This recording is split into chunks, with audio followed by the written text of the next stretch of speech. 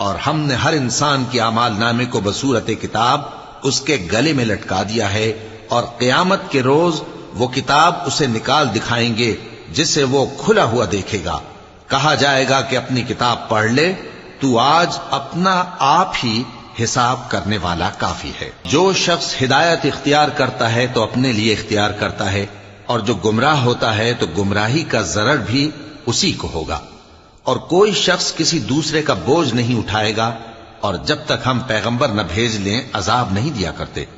اور جب ہمارا ارادہ کسی بستی کے ہلاک کرنے کا ہوا تو وہاں کے آسودہ لوگوں کو فواحش پر مامور کر دیا، تو وہ نافرمانیاں کرتے رہے، پھر اس پر عذاب کا حکم ثابت ہو گیا اور ہم نے اسے ہلاک کر ڈالا۔